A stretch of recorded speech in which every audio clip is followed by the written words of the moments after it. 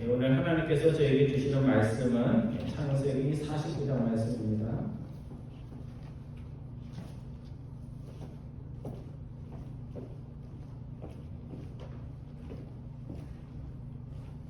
창세기 49장 1절부터 28절까지 좀 본문이 길지만 우리 한 절씩 교독하겠습니다. 제가 1절 봅니다. 창세기 49장입니다. 야곱이 그 아들들을 불러 이르되 너희는 모이라. 너희가 후일에 당할 일을 내가 너희에게 이르리라. 너희는 모여 있으라. 야곱의 아들들아, 너희 아버지 이스라엘에게 물질지어다. 루벤아, 너는 내 장자요 내 능력이요 내 기력의 시작이다. 위풍이 월등하고 권능이 탁월하다마는 우리의 푸른 같은즉 너는 하와라스의 못하리니 내가 아버지 침상에 올라가는 것이로다. 그가 침상에 올라갔도다. 시므온과 레이는 형제요 그들의 칼은 폭력의 도구로다. 내가 그들의 무리에 성탄하지 말지어다. 내 영광아 그들의 세에 상하지 말지어다. 그들이 그들의 문으로 사랑을 죽이고 그들의 해들로 수혜를 줄을 끊었으리이다. 그 노염이 혹독하니 저주를 받을 것이요 분기가 맹렬하니 저주를 받을 것이라.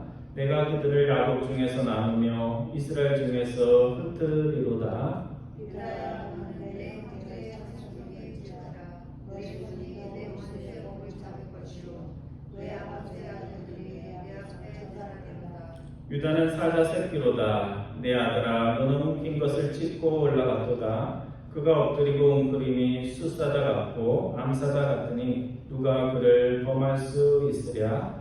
그가 유다를 떠나지 아니하며 통치자의 지팡이가 그의 살에서 떠나지 아니하기를 실로가 오시기까지 이르더니 그에게 모든 백성이 복종하리로다. 그의 나귀를 포도나무에 매며 그의 암나귀 새끼를 아름다운 포도나무에 밀 것이며 또 그곳을 포도주에 빨며 그의 복장을 포도즙에 빨리로다. 그에는 포도주로 인하여 욕했고 그의 이름은 좀 말미암아 이르도다. 스불론은 해변에 거주하리니 그곳은 배 매는 해변이라. 그의 경계가 시돈까지 이르도다. 이사갈은 양의 우리 사이에 들어앉은 건장한 나무다. 그는 쉴 곳을 보고 좋게 여기며 토지를 보고 아름답게 여기고 어깨를 내려 짐을 메고 앞제 아래에서 손길이로다. 다는 이스라엘의 한 지파 같이 그의 백성을 심판하리로다.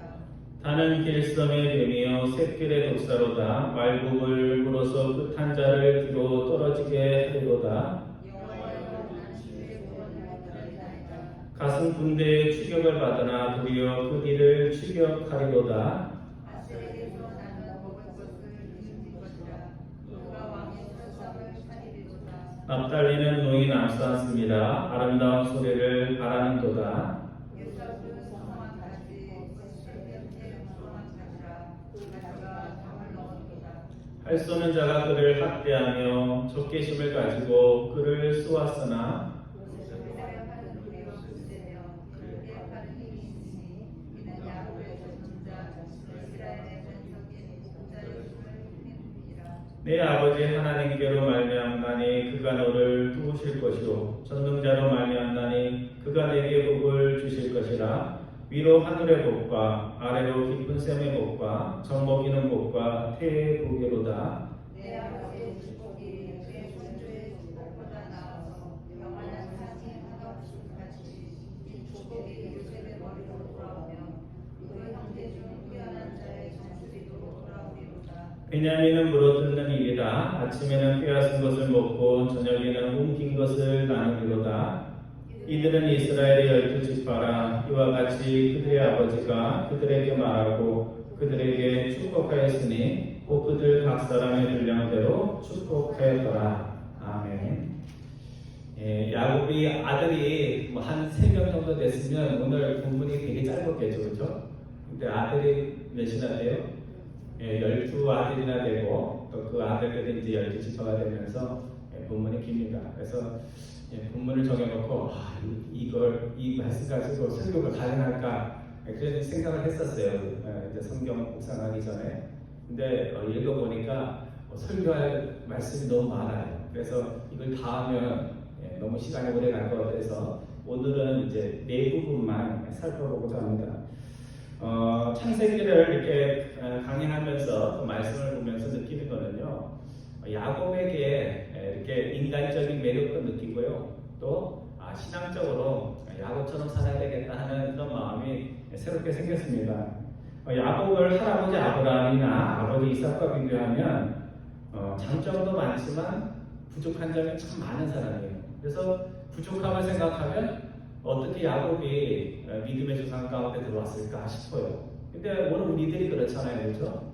세상 사람들하고 비교해서 엄청나게 더 나은 게 있는 건 아니잖아요. 그런데도 그런 우리들을 통해서 하나님의 일을 하시는 하나님의 은혜가 큰 것 같습니다. 아버지가 죽기 전에 아들들에게 축복을 빌어준다면 12아들 중에 마음에 드는 아들들도 있고 또 마음에 안 드는 아들들도 있겠지만 아버지의 마음이 어떨까요? 12아들 모두에게 축복의 말만 해주고 가고 싶지 않겠어요? 근데 오늘 본문에 보면 제목은 아버지가 12지파의 축복이라고 해놨지만 축복의 말이 하나도 없는 그런 아들들이 굉장히 많이 나옵니다. 그래서 오늘 창세기 49장에 보면요, 이 말씀은 육신의 아버지로서의 어떤 육신의 소원을 이야기했다기보다는 하나님이 야곱의 입을 빌려서 각 지파에게 해주시는 그 말씀을 아버지가 하나님의 지혜 가운데 한 것이 아닌가 하는 그런 느낌이 듭니다. 예언의 말씀이 들어가듯이 우리 이제 그 구약에 보면 예언 말씀이 있는데요. 예언의 말씀이 대부분이 뭐예요? 혼내키는 내용이잖아요, 그렇죠? 너 그렇게 하면 죽는다. 너 그렇게 하면 나라가 망한다. 하지만 하나님의 마음은 뭐예요? 그렇게 하면서 죽으라는 거예요? 반대죠, 그렇죠? 그렇게 살면 죽으니까 그와 반대의 삶을 살면서 살라고 하는 것처럼 오늘 아들들에게 주신 그 저주의 말씀조차도 그렇게 살면 죽으니까 너가 하나님을 의지하고 그걸 바꾸면 운명도 바뀔 수 있다라는 말씀으로 우리가 받아들여야 됩니다. 그래서 오늘은 네 가지 말씀 통해서 장자 루벤, 그리고 둘째 셋째인 시므온과 레위, 그리고 칭찬만 받은 유다와 요셉의 지파에 대한 그런 축복의 말씀을 살펴보려고 합니다. 그래서 이 네 가지 말씀을 통해서 저주만 받은 두 아들들을, 세 아들이죠. 세 아들 통해서도 교훈을 받고 축복의 말을 들은 요셉과 유다를 통해서도 교훈을 얻는 여러분과 저 되기를 바랍니다.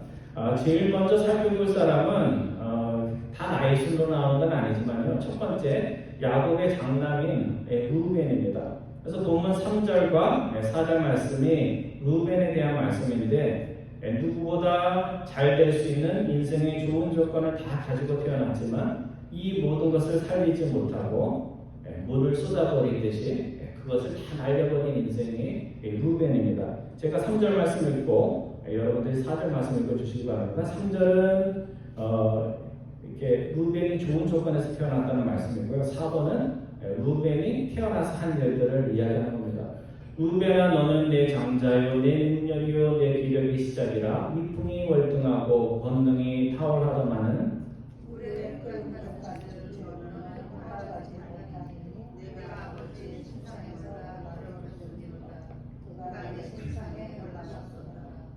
요즘은 시대가 바뀌어서 장자가 안 태어나도 이렇게 불편한 게 없잖아요, 그렇죠? 유산을 물려줄 때도 장자가 아니어도 차남에게도 유산을 물려주고 또 아들이 아니어도 딸들에게 유산을 물려주도록 되어 있어요. 그래서 딸들이 유산을 안 물려줬다고 소송을 안 하면 그냥 안 받는 거지만 하지만 딸들이 부모님이 잘못했다고 해서 소송을 하면 딸들도 부모님의 재산에 대해서 권리를 갖는 그런 시대입니다.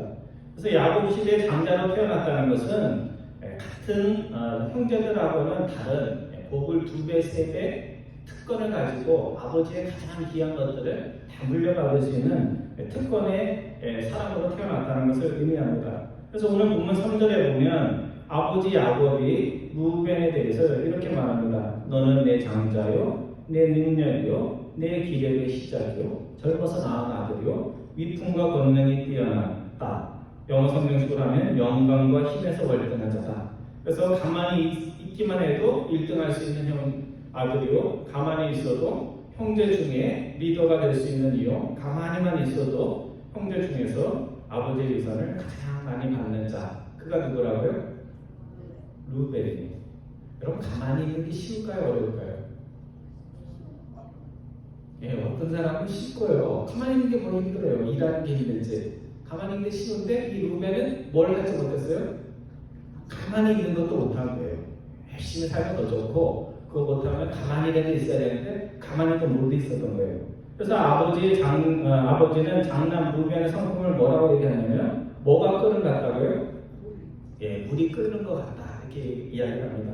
제가 알뜰해서 사무실에서 이제 커피를 내리면 2잔이 나와요. 그래서 한 잔 마시고 커피가 식으면 전자레인지에다 넣어가지고 데펴 먹습니다. 그러니까 전자레인지에 30초가 있는 게 아니고 뭐 2분 몇 초 걸려가지고 굉장히 길게 누르게 돼요. 그래서 그거를 누르고 한 20초만 지난 다음에 꺼내야지. 그런데 깜빡 잊으면 그게 30초, 1분이 돼요. 그럼 커피가 어떻게 돼요? 그 안에서 부글부글 끓어가지고요. 한 잔을 넣는데 나중에 꺼낼 때 보면 부글부글 다 넘쳐가지고 한 3분의 1밖에 남지 않은 그런 일들이 가끔씩 있습니다. 그래서 태어나면서 그냥 가만히만 있어도 누릴 것이 너무나 많은데 끓는 물처럼 성품이 충동적이고 자신을 다스리지 못해서 하나님이 주신 모든 좋은 것이 다 넘쳐버려서 하나님이 주신 거에 더 좋은 것을 더하는 인생이 아니고 하나님이 많은 걸 줬는데 자기 인생에서 그거를 다 잃어버리고 그걸 담지 못한 인생, 그가 누구라고요? 야곱의 장자였던 루벤입니다. 요즘 현대인들이 실적, 성적 이런 것에 많은 치중을 하다가 성품의 중요성을 놓칠 때가 많습니다. 세상에 나가면 성품 좋고 나쁜 건 안 따지잖아요. 능력 있냐? 성과가 있냐? 뭐 이런 것들, 이력이 괜찮냐? 이런 것들 보거든요. 근데 부자만 되면 다 되는 게 아니고 부자라도 하나님의 백성이 어떤 부자가 돼야 돼요? 좋은 부자가 돼야 되고 기도만 잘하면 되는 게 아니고 기도해서 하나님께 영광을 돌리고 사람들에게 덕을 끼치고 믿음의 공동체인 교회에 어떤 식으로든지 긍정적인 역할을 하는 그런 기도가 되어야 됩니다. 그런 의미에서 성품이 참 중요합니다. 세상 사람들은 성품을 뭐 이렇게 중요하게 여기지 않지만 성품이 하나님의 백성의 삶을 사는 데 있어서 굉장히 중요합니다. 그래서 똑같은 일을 해도 잔잔한 물처럼 호수처럼 고요한 중에 일하는 사람이 있고 똑같은 일을 해도 끓어넘치는 커피처럼 담긴 것보다 버리는 물이 더 많은 그런 식으로 일하는 사람도 있습니다. 그러면 끓는 물과 같은 루벤, 그런 성품을 가진 루벤이 결정적으로 실수한 것이 뭘까? 한 가지인 것 같지만 2가지 표현이 나옵니다. 첫 번째, 절대로 장자라도 올라가면 안 되는 누구의 자리? 아버지의 자리에 올라갔어요. 무슨 죄입니까? 성적인 죄이지만 그 깊은 곳으로 가면 뭐냐면 아버지를 우습게 여긴 거예요. 자기가 장자가 되면서 아버지랑 동등한 신분이 된 것처럼 착각한 것입니다. 그래서 창세기 35장 22절에 보면 루벤이 아버지의 첩 중에 하나인 비라와 통관을 합니다. 그 아내도 좀 이상한 사람이죠, 그렇죠? 뭐라 해야 되나? 어답트된 자기가 낳은 아들은 아니지만 그 아들과 통관을 한 겁니다. 그래서 아버지의 아내를 건드렸다는 것은 아들로서 절대로 하지 말아야 할 것을 한 것입니다. 그래서 아버지가 장남을 자신의 아버지 위치처럼 높여주었는데 루벤은 그 아버지의 그 마음을 잃지 못하고 오히려 아버지의 권위를 깎아먹고 가볍게 여기는 그런 역할을 한 것입니다. 그래서 본문 4절을 영어 번역본인 NIV에 찾아보면요, 아버지 야곱이 장남에게 이렇게 얘기합니다. You went up onto your father's bed. 이렇게 말합니다. 내가 내 아버지의 침상에 went up, 올라갔다. 이렇게 되어 있습니다. 침상이 높았나 보죠. 그렇지만 그는 물리적으로 높은 곳에 올라갔다는 의미도 있지만 뭐예요? 아들이 절대로 올라가면 안 되는 아버지의 권위, 그것에 올라간 교만의 마음을 뜻하는 것입니다. 그래서 아버지가 가장 기대하고 스스로 높였던 그 아들이 아버지의 자리까지 올라가는 교만의 죄를 범했다는 말씀입니다. 두 번째, 루벤이 잘못한 것은요, 교만의 마음을 가지고 자신 안에 육체의 정욕이 일어날 때 그것을 이렇게 억누르지 못하고 그것을 컨트롤하지 못했다는 것입니다. 육체의 정욕, 그 정욕은 그 여인이 누구의 여인인지를 가리지를 않습니다. 요즘 정치인들 보면요, 한국만 그런 게 아니라 미국도 그래요. 미국 뉴스 봤더니 뭐 옛날에 하원 의장까지 지낸 사람이 뭐 젊었을 때 그 제자 남자 동성이죠. 동성을 건드려가지고 그것을 재판을 하고 있다는 망신스러운 그런 뉴스가 나옵니다. 그래서 요즘 정치인들 보면 다른 좋은 일들을 많이 하고도 정욕의 문제에 발이 미끄러져서 인생의 곤두박질 치는 사람이 한두 명이 아닙니다. 근데 우리가 알아야 될 것은요, 이 육체의 정욕이 있죠. 이 육체의 정욕이 성욕만이 아니에요. 그래서 예전에 어거스틴이 이 육체의 정욕에 대해서 생각을 하면서 이 육체의 정욕이 좁은 의미에서 성욕, 섹슈얼 드라이브만을 말하는 게 아니고 디자이어만을 말하는 게 아니라 인간이 하나님이 기뻐하는 것을 좋아하는 게 아니라 하나님이 미워하는 것을 끊임없이 포기하지 않고 좋아하는 그런 의미로 넓은 의미의 말로 사용했습니다. 그래서 오늘 여러분과 저 안에도 하나님이 기뻐하지 않는 것을 끊임없이 갈망하면서 매주 하나님께서 너 그거는 안 좋은 거야, 안 좋은 거야 계속 얘기하는데도 끊임없이 갈망하는 그런 마음이 내 안에는 없는지 그것을 체크해 보시기 바랍니다. 오늘 우리가 루벤의 삶을 보면서 결론적으로 배울 것은 장남으로서 누구보다 더 큰 복을 아버지께 물려받을 그가 아버지에게 잊지 못할 상처를 주고 장남으로서 누려야 할 모든 복들을 끓는 물처럼 다 뱉어내서 자신이 태어날 때 그냥 받은 것들이 자신의 삶에 아무 도움이 안 된다는 겁니다.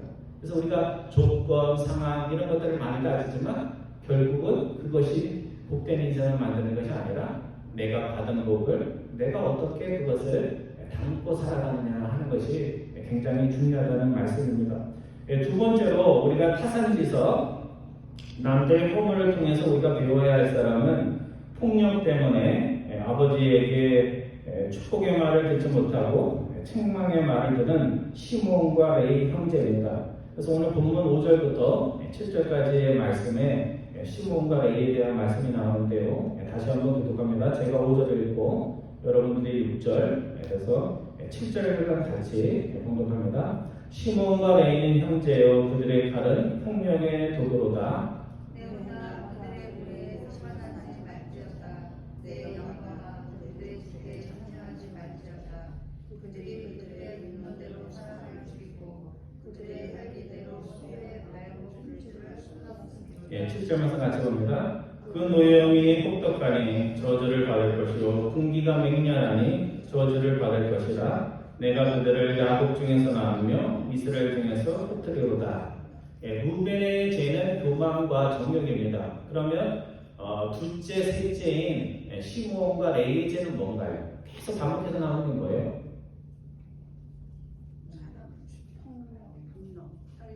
분노예요, 분노. 불같은 분노 때문에 사람을 죽였다 하는 그런 내용입니다. 폭력을 휘둘렀다 하는 내용입니다. 그래서 불같은 분노가 일어날 때 그것을 다스리지 못하면요, 남의 생명도 빼앗습니다. 그리고 그걸로 끝나나요? 남을 죽이는 걸로 끝나고 남을 죽이면 어떻게 돼요? 자기 인생이 또 망가지는 겁니다. 그래서 요즘 뭐 코로나 때문에 스트레스 때문에 요즘 작은 일 가지고 막 왜 저렇게 싸우는 거야 할 정도로 그런 이야기들이 많이 나와요. 식당에 못 들어가게 한다고 막 그 앞에서 그 안내하는 사람을 막 주먹으로 빼가지고 경찰이 부르고 이런 일들이 일어납니다. 창세기 34장 24절 이하 31절에 보면 히위 족속의 추장인 세겜이라는 남자가 야곱의 딸 딘나, 그러니까 야곱의 아들들의 누이를 강간하는 사건이 일어납니다. 이로 야곱의 아들들이 화가 나가지고 복수를 결심하고 그녀를 자신의 아내로 달라는 세겜에게 너희가 할례를 하면 우리랑 같은 구별된 민족이 되면 그때 주겠다 하면서 거짓말하는 거예요. 죽이려고 지금 작전을 짠 거예요. 그래서 세겜과 그 땅에 거주하는 이들이 또 순진해가지고 그 말을 믿고 남자들이 다 할례하게 됩니다. 그래서 그들이 그 수술 때문에 몸이 거동이 힘들 때 시므온과 레위가 주동이 되어가지고 그 마을에 내려가서 남자는 다 죽여버렸습니다. 여러분 생각해 보세요. 한 마을에 내려가고 남자는 다 죽이고 그렇게 하다 나도 그렇게 할 일은 아니죠, 그렇죠? 사건을 일으킨 사람은 죽여도 되는 거잖아요, 그렇죠? 이에는 이, 눈에는 눈. 근데 한 사람만 처벌한 것이 아니라 마을 남자를 다 죽이고 자녀와 아내들을 노예로 사로잡고 마을의 양과 소와 나귀를 모두 빼앗습니다. 그래서 아버지 야곱이 너무 과하다 싶어서 두 아들을 불러서 꾸짖습니다. 근데 그때 뭐라고 항의를 하냐면요, 이렇게 항의를 해요. 시므온과 레위가 세겜이 또 이제 자기 누이를 건드린 사람입니다. 세겜이 우리 누이를 창녀같이 대우하며 오르니까 오라요 안 오라요? 옳지 않죠. 그러니까 자신들이 화낸 것도 정당하고 화만 낸 것이 정당한 것이 아니라 가가지고 남자들 다 죽인 것이 정당하다고 그렇게 이야기를 한 것입니다. 그래서 우리가 화낼 때 그냥 화내는 사람이 어디 있어요? 그렇죠? 다 정당한 이유를 가지고 화를 냅니다. 근데 문제는 정당한 이유를 가지고 화를 내도 그것 때문에 뭐가 가려져요? 하나님의 영광이 가려지고 공동체에 해악을 끼칠 수 있다는 것을 우리가 항상 마음에 기억을 하고 있어야 됩니다. 그래서 화가 정당한 일로 내가 화가 나도 그 화를 터뜨리기보다는 그 화를 참을 때 하나님께 더 큰 영광을 돌리고 공동체를 위해서 더 큰 일을 할 수 있다는 것을 우리들이 기억을 해야 됩니다.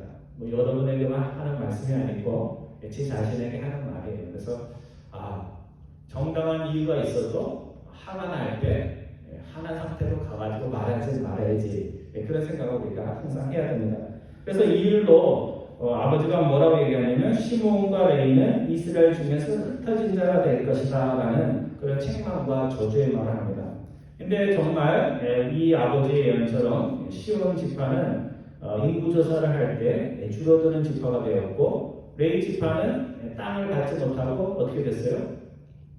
온 이스라엘 지역에 흩어져서 제사장이 성전을 돕는 그런 일을 하게 됩니다. 그래서 똑같이 흩어진 것은 맞는데요. 시므온은 그냥 줄어들었고 이 레위 지파는 흩어져가지고 무슨 일을 한 거예요? 하나님께 예배드리는 제사 드리는 거룩한 일을 하게 됩니다. 이처럼 운명이 바뀐 것은 출애굽하여서 이스라엘 백성들이 송아지 우상을 섬겨서 하나님을 하나게 했을 때 하나님께서 지도자를 통해서 하나님의 편에 설 자 나오라 그렇게 할 때 누가 나왔냐면 레위 지파가 나와요.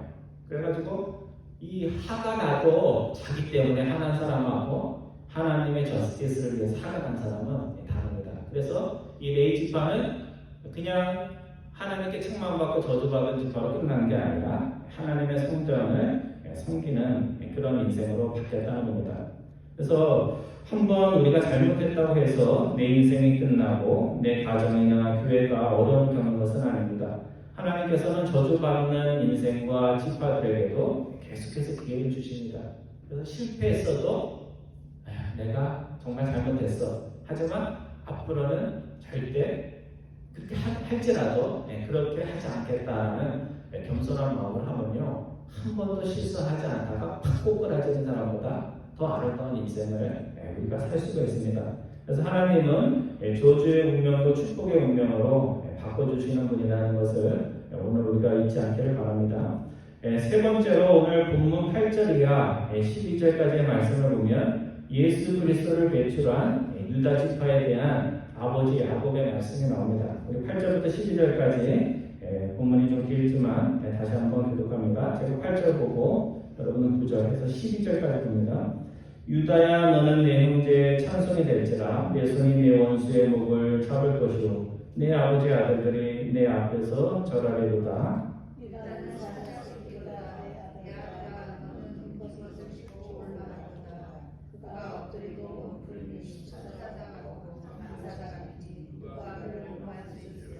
요셉과 유다를 떠나지 아니하며 통치의 지팡이가 그 발 사이에서 떠나지 아니하기를 실로가 오기까지 이르더니 그에게 모든 백성이 복종하리로다. 그의 아들을 포도나무에 매며 그의 아무장의 새끼를 아름다운 포도나무에 맬 것이며 또 그 옷을 포도주에 빨며 그의 복장을 포도주에 빨는 12절 같이 봅니다. 그의 눈은 포도주로 인하여 붉겠고 그의 이는 우유로 말미암아 희리로다. 아버지 야곱이 유다에게는 책망이 하나도 없어요. 책망할 게 왜 없겠어요. 그런데도 유다 지파에는 책망이 하나도 없습니다. 그러면서 유다에게 너는 내 형제의 찬송이 될 것이다. 영어 성경식으로 번역하면 너희 형제들이 너를 찬양할 것이다. 이렇게 말씀하고 있습니다. 그리고 너희 형제들이 너에게 나와서 절을 할 것이다. 왜 절을 할까요? 유다 지파 안에서 이제 왕이 나옵니다. 그러니까 같은 형제 지파로 하면 형제지만 왕 앞에 가서 절을 해야 되잖아요, 신하들이. 그러니까 다른 형제들이 너에게 절을 할 것이다. 이렇게 말씀하고 있습니다.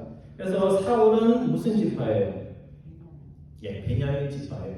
그러니까 사울의 자손들이 계속 왕을 했다면 베냐민 지파가 왕족이 될 것인데 다윗은 무슨 지파예요? 유다 지파예요. 그래서 유다 지파인 이세의 아들로 태어났습니다. 그래서 왕이 아니었지만 새 왕조를 연 사람이 유다 지파 다윗입니다.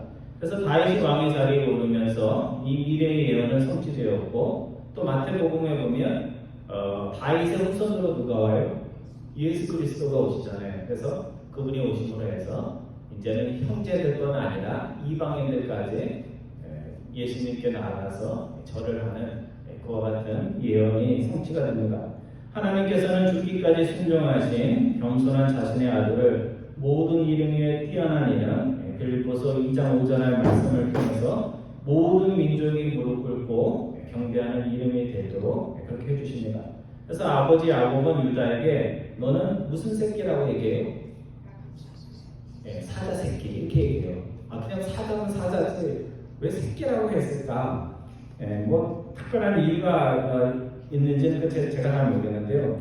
여러분 TV에서 사자 새끼를 보면 어때요? 무서워요? 귀여워요? 귀여워요. 고양이보다 조금 더 커요. 그러니까 이 새끼 때는 키울 수 있대요. 그래서 새끼 때 호랑이도 키우고 뭐 사자도 키우는 사람들이 있어요. 근데 사자 새끼랑 고양이의 차이점이 있어요. 그건 뭐냐면 사자 새끼는 아무리 작고 귀여워도 자라면 자랄수록 무서운 맹수의 왕이 되고 고양이 새끼는 아무리 사자 새끼랑 비슷해도 키우면 뭐가 안 돼요? 사자가 되지는 못해요. 그러니까 벌써 출생이 다릅니다. 그래서 하나님께서는 유다를 통해서 또 예수님에 대한 말씀을 통해서 주님을 믿으면서 자녀가 될 우리들을 고양이 새끼라고 하지 않고 뭐라고 그러시는 거예요? 너희는 사자 새끼와 같은 그런 왕족의 귀를 물려받은 왕 같은 제사장이다 하는 그런 말씀이 담겨져 있는 겁니다. 세상 눈에는 별볼이 넘는 고양이처럼 보여도 우리 안에 하나님이 계시고 주님이 계시면 우리가 그분의 아들 딸이 됨으로 말미암아 백수의 왕이 될 사자 새끼와 같은 그런 잠재력을 가졌다는 겁니다. 그래서 어른이 된 사자가 포효를 하면 사람들이 총을 들고 있어서 사자 앞에서 큰 소리 치는 거지. 사실 총 없으면 어때요? 숲에서 사자를 딱 만나면요, 제가 경험하는 건 아니고 이 몸이 굳어가지고 도망도 못 친대요. 그러니까 사자가 한번 부르짖으면 그를 대할 자가 누가 있느냐 하는 그런 말씀을 하는 것입니다. 그리고 아버지 야곱 유다에 대해서 말씀하면서 11절 이하에서 그의 왕권이 바로 설 때 누리게 될 미래의 풍족함을 이야기합니다. 그래서 나귀를 이렇게 이제 타다가 이렇게 정차를 시켜야 되잖아요. 차를 타다가 정차시키듯이 어디다 나무에 매야 되는데 무슨 나무에 맨다고 나와요? 포도나무에 맨다고 나와요. 지천에 다 포도나무가 있는 거예요. 여러분 포도나무에 나귀를 매면 어떻게 될까요? 우리가 포도나무라고 하지만 포도나무는 뭐 나무라기보다는 가는 이렇게 동굴 같은 거잖아요, 그렇죠? 그 나귀 거기다 매면 포도가 어떻게 될까요? 망가지죠. 떨어지고 망가질 겁니다. 근데 주위에 포도가 지천으로 열려서 포도나무 때문에 나귀를 내지 못하는 그런 일이 생기지 않을 것이라는 겁니다. 그래서 나귀는 평화의 왕이 타는 동물이고 포도주는 정말 기쁜 일이 있을 때, 잔치일 때, 풍족할 때 마시는 음료입니다.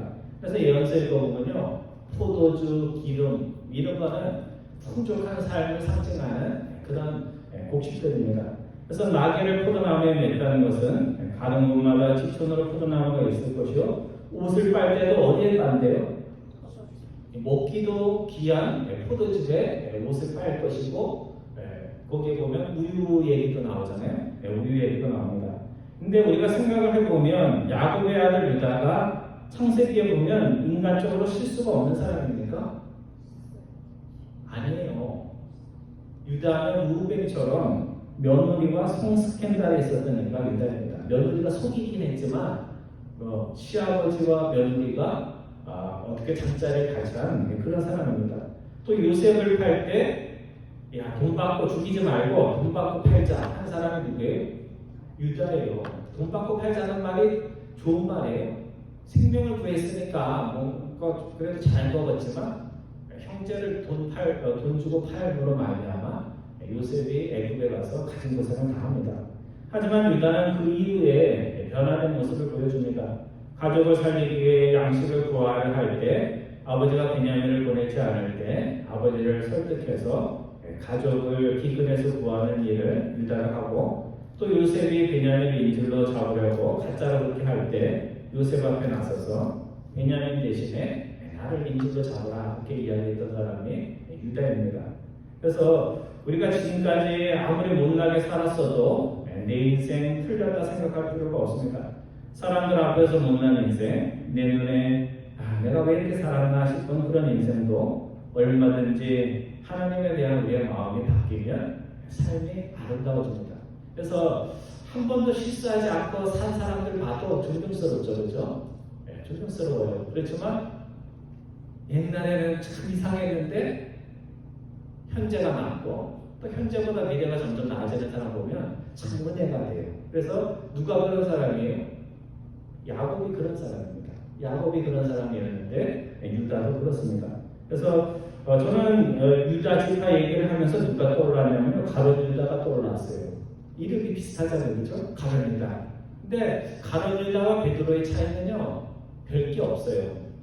베드로도 잘못했고 가룟 유다도 잘못했는데 베드로는 죄를 뉘우치고 나서 후차한 인생을 살면서 그 삶을 변화시켰다는 겁니다. 근데 가룟 유다는 어떻게 했어요? 마음은 또 착했어요. 내가 이렇게 하면 어떻게 살아? 하면서 자살을 했어요. 어찌 보면 인간적으로 보면 자기 죄에 대해서 책임을 졌다고 할 수 있지만 하나님은 그걸 원하시는 게 아니에요. 잘못을 부끄럽다면 그 부끄러움을 씻는 길을 사는 것, 그것이 하나님이 오늘 우리들에게 원하시는 것입니다. 그래서 인생이 부끄러운 것이 아니고요. 내 인생이 부끄러운데 그것을 고치지 못하는 그 마음이 부끄러운 것입니다. 이제 나를 의지하던, 내가 의지하던 것을 버리고 하나님의 인도하심을 받아서 유다처럼 정말 메시아의 자손까지 낳는 그런 복을 여러분과 제가 받기를 소원합니다. 마지막 네 번째, 오늘 우리가 주목할 축복의 말씀은 본문 22절에서 26절까지 나오는 요셉에게 주신 말씀입니다. 요셉 지파라는 말이 있어요, 없어요? 있어요, 없어요? 없어요. 그럼 무슨 말이 있어요? 에브라임과 므낫세 지파로 이게 나뉩니다. 그래서 오늘은 요셉에 대한 말씀이 나옵니다. 22절부터 찾아서 26절까지 말씀 길지만 다시 한번 교독합니다. 제가 22절 봅니다. 26절까지 봅니다. 요셉은 무성한 가지이고 생곁에 무성한 가지라. 그 가지가 담을 넘었도다.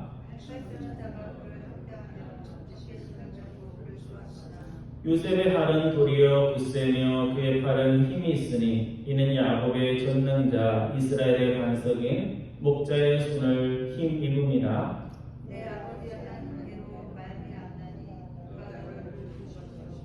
전능자와 말미암나니 그가 너에게 고칠 것이다. 위로 하늘의 복과 아래 복과 새의 복과 저녁의 복과 해의 복이 26절만 같이 봅니다.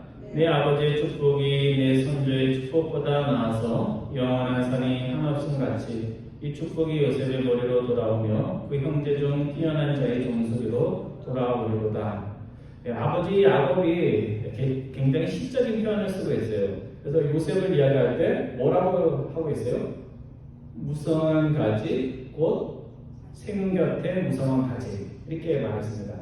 근데 번역이 조금 제가 보기에는 한글 번역이 아름답지가 않아요. 왜냐하면 영어 성경에 보면 이 무성한 가지라는 말이 그냥 가지만 무성하고 열매가 없는 그런 가지를 얘기하는 게 아니라 fruitful 이렇게 돼 있어요. 열매가 풍성한 가지를 말하는 겁니다. 또 영어 번역에는 그냥 가지가 아니고 포도나무 가지 이렇게 돼 있어요. 그러니까 열매가 가득한 포도나무 가지, 열매가 많기 위해서 가지가 무성한 가지, 그것도 어디 곁에 있다고 나와요? 생 곁에 있다고 나옵니다. 왜 생 곁에 있다고 나왔을까요? 생 곁에 있으면 물이 많잖아요. 그러니까 그 시편 23편에 시냇가의 나무가 사철이 푸르듯이 생 곁에 있다는 것은 요셉이 하나님과 항상 함께함으로 말미암아 하나님을 생명과 힘의 원천으로 해서 살아가는 축복된 열매가 많은 그런 인생임을 말씀을 하고 있는 겁니다. 그렇지만 하나님께서 생물이 되어 주셨지만 본문 23절과 24절에 보면 요셉에게 적들이 많았어요.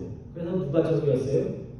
형제들이 적이었고 또 일하는 곳에 상사가 적이었고 또 본인이 은혜를 끼친 사람으로부터 입침을 받는 그런 어려움을 당했습니다. 그래서 저희 어머니가 어릴 때 저희 형 보고 너는 요셉 같은 아들이 되라 그렇게 기도가 나오셨대요. 근데 아무리 생각을 해봐도 요셉은 성공을 하게 됐는데 무슨 일이 많았어요? 환난이 너무 많은 거예요. 그래서 어머니가 야 요셉같이는 돼야 되는데 환난이 너무 많아서 안 되겠다 그렇게 농담방 진담방 그렇게 이야기한 적이 있습니다. 제 형이 환난이 많아요 진짜로. 그래서 그렇게 어머니가 기도를 해서 그런지는 제가 잘 모르겠어요. 그래서 요셉이 얼마나 많은 환난을 당했는지 믿었던 가족으로부터 버림받았고 마음을 다해 성심을 다했던 주인이 그를 강간범으로 감옥에 보냈습니다. 또 도움을 주었던 사람은 자신을 기억하지 못하고 잊어버렸어요. 그래서 요셉은 뒤로 넘어져도 코가 깨지는 그런 인생을 살았지만 하나님께서는 무엇을 해도 다 되는 그런 인생으로 바꿔주십니다. 왜냐하면 요셉이 그 가운데서도 하나님과 함께하면서 자신의 인티그리티를 망가뜨리지 않았기 때문에 그렇습니다. 그래서 요셉의 인생은 스스로 재능으로 성공한 인생이 아니라 하나님의 도우심을 받아서 하나님이 주신 복 때문에 풍족한 인생. 그래서 첫 번째 나오는 시적 그 표현처럼 열매가 많은 그 포도를 풍성하게 맺은 포도나무 가져와. 그래서 그 포도를 맺으면서 어디를 넘어갔다고 나와요? 담장을 넘어갔다고. 그래서 우리 찬양 중에 뭐 있죠? 야곱의 축복인가요? 네. 그래서 그 야곱의 축복이 아니라 야곱이 아들 요셉에게 준 축복의 노래입니다. 그러니까 오늘 본문 24절에 보면 요셉을 도우신 하나님의 이름이 정말 많은 다양한 표현으로 나옵니다. 야곱의 전능자, 이스라엘의 반석, 목자, 내 아버지의 하나님. 그러니까 전능하신 하나님이 요셉의 어려운 삶을 도왔고 반석이신 하나님이 그가 흔들릴 때 반석이 되어주셨고 목자이신 하나님이 양처럼 길을 잃은 그의 인생을 앞에서 끌어주셨고 아버지를 지켰던 그 하나님이 다른 아들들에게 간 것이 아니라 어려움을 당하는 요셉에게 가서 요셉의 하나님이 되어주셨다는 그런 고백입니다. 그래서 요셉의 인생은 환난이 굉장히 많은데도 불구하고 어려움 속에서도 빛이 나고 하나님께 영광 돌렸던 그런 인생입니다. 여러분 믿었던 형제에게 배신당한 것 같은 그런 경험을 해보셨습니까? 세상적으로 잘 될 것 같아서 의지했던 것이 부질없이 무너졌던 그런 것들을 경험해 보셨습니까? 근데 이런 것 때문에 나는 소망 없다, 내 인생은 재미없다 이렇게 생각하지 마시기 바랍니다. 왜? 세상 것은 다 무너지게 돼 있는 것들이에요. 우리가 아무리 자랑하는 것들은 다 세월과 함께 무너질 것들입니다. 근데 안 무너지는 게 있어요. 아무리 의지해도 전혀 나를 대신하지 않고 무너지지 않을 것이 있습니다. 그게 누구예요? 전능하신 이스라엘의 반석, 목자이신 하나님, 우리가 의지할 그분은 우리 곁에 계시면서 너희가 왜 지금 딴 짓을 하고 있니? 딴 데를 보고 있니? 나를 좀 바라보렴. 그렇게 말씀하십니다. 그래서 25절에 보면 하나님께 요셉을 위기에서 건졌을 뿐만 아니라 그냥 목숨만 겨우겨우 연명하면서 살게 하지 않습니다. 그래서 복을 막 내려주시는데요. 어떻게 내려주세요? 좀 멋있게 얘기하면 전방위로 내려주세요. 전방. 하늘에서, 땅 밑에서. 그래서 내려줍니다. 그래서 위로는 하늘의 복을 내려주시고 아래로는 깊은 샘의 복을 내려주시고 하늘의 별과 같이 바다의 모래 같은 후손을 주시기 위해서 풍성한 그런 어머니의 그런 복을 허락을 해주십니다. 저는 설교 준비하다가 갑자기 이게 생각났어요. 1998년도에 정주영 현대그룹 명예회장이 살아계셨을 때 얘기해요. 소떼 1,001마리를 이끌고 판문점을 그 트럭에다가 소를 여러 대 싣고 이렇게 이렇게 간 적이 있어요. 그게 난리가 났었죠, 그때. 그래서 뭐 CNN에서도 그 방송하고 그랬대요. 그래서 2차에 걸쳐서 소를 싣고 갔는데 1차로 갈 때 소 500마리를 실어 나르기 위해서 트럭 50대가 동원이 됐대요. 여러분 생각해 보세요. 그 큰 트럭에 소를 몇 마리씩 실은 거냐면 500마리니까 50대 50마리니까 10마리씩 실은 거예요. 10마리씩 싣고 차가 한 대가 지나와요. 또 지나와요. 그게 한 10대만 지나가도 장난인데 50대가 1차로 지나간 거예요. 그리고 나서 몇 개월 후에 2차로 또 500마리 정도가 더 가서 1,001마리가 북한으로 이렇게 넘어간 겁니다. 그래서 그때 그 현대그룹에서 쓴 돈이 트럭과 사료를 포함해서 41억. 이게 1998년도 얘기예요. 41억을 사용을 한 겁니다. 그래서 초 1,000마리에 넘어간 겁니다. 근데 여러분, 하나님이 야곱에게 복을 주실 때 1,000마리의 복을 준 게 아니에요. 그렇죠? 엄청난 복을 줬습니다. 근데 그것보다 더 많은 복을 누구에게 주겠다고요? 그 아버지의 장자나 받을 수 있는 복을 요셉에게 주겠다고 그렇게 약속을 하고 있는 것입니다. 그래서 정회장이 이런 일을 할 수 있었던 것은 고향이 북한이어서 북한에 대한 남다른 마음이 있어서 그렇게 했겠지만 그가 가난한 사람이 아니고 남한에서 부자 가운데서 몇 손가락 안에 드는 부자였기 때문에 가능한 것입니다. 오늘 우리가 하나님을 사랑하고 세상에 뭔가 하기 위해서는요, 우리의 삶이 어때야 돼요? 풍족해야 돼요. 나는 가난한데요. 뭐 세상적으로 가난해도 내 마음이 오늘 요셉이 받은 그 축복처럼 풍성한 열매가 맺는 포도나무 가지. 그래서 벽을 타고 열매를 맺는 그런 가지 같은 것이 돼야 내 마음속에 선한 것들을 나눠줄 수가 있습니다.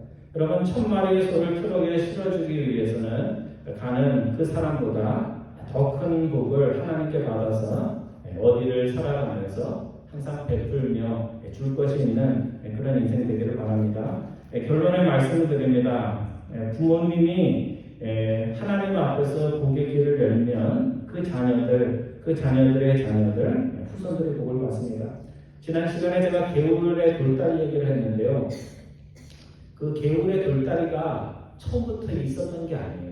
여러분 아시죠? 개울에는 돌다리가 자연적으로 만들어진 게 아닙니다. 그럼 누가 만들었을까요?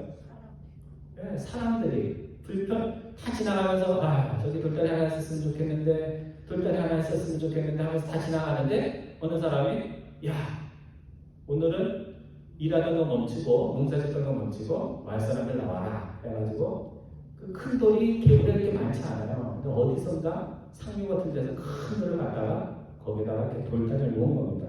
그래서 그 사람들 때문에 어떤 아이들은 수영하러 물고기 잡아갈 때 그 돌다리를 건너고 농사짓는 이들은 또 그 돌다리를 건너서 그 건너편에 강 건너편 개울 건너편에 있는 밭과 논을 농사를 지었던 것입니다. 유다가 유다 지파의 복을 기르었고 요셉은 에브라임 지파의 복을 연 것처럼 여러분의 죄가 루벤과 시므온의 길을 피하고 유다와 요셉처럼 자손들에게 또 주변의 사람들에게 복을 열어주는 그런 멋진 인생 살기를 주님의 이름으로 축원드립니다. 기도하겠습니다.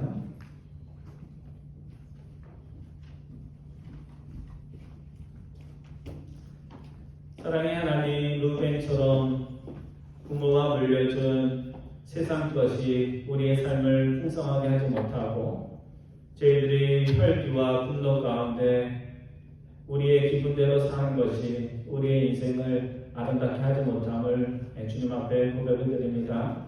요셉이 누구보다 환난이 많았지만 그 가운데서도 샘 곁에 있는 포도나무 가지처럼 아름다운 열매를 풍성히 맺은 것처럼 저희들이 어디에 살아가든지 항상 우리 곁에 하나님이 계신 그런 삶을 살 수 있도록 인도하여 주옵소서.